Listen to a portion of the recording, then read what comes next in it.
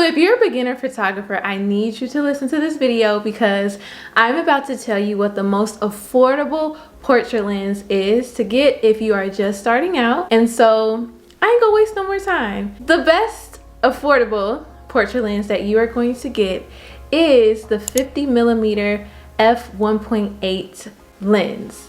So I have mine right here. It's from Canon and it is amazing. When I tell y'all, it's so affordable. And this is why it gets this cool nickname called the Nifty 50, because you can really get this for about $100 now, like for real. And I'm telling you, I've had this for years, and it is giving me so many great portraits. It is not going anywhere, I'm telling you. And I love just how easy and how awesome this is to use, but especially because it's very affordable. The next reason I feel like every beginner should have this lens is because of the quality. Y'all, the depth of field within this tiny but mighty lens is beautiful, and that is the blurriness that you get, which is controlled by the aperture. But guys, this right here, when it comes to creating a good portrait, usually that nice blurriness is in the background and your object will stand out, or your model or whoever is in front of the camera will stand out. And so when you use this, think of that. It's really for that standout moment, and it separates the background from the object.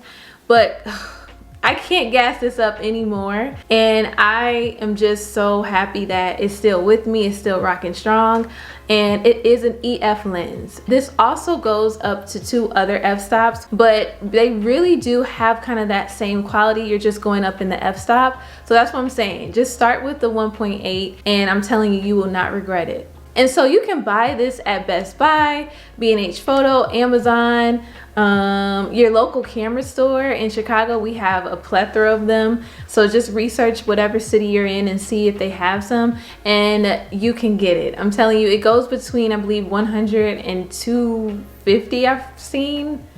Probably not even that, but I did see that kind of recently. But get it, guys. And I'm telling you, when you do your portraits, you will have a field day because it is beautiful. It gives a nice kind of creaminess to it.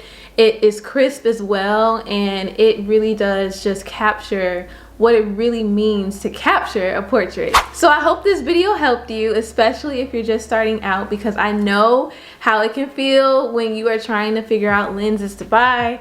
But this should be your first one, because when you are booking clients, that is the majority of probably what you'll be shooting if you're going into portrait or lifestyle. So please get it if you can. And thank you guys so much for watching, and I'll see y'all in the next video.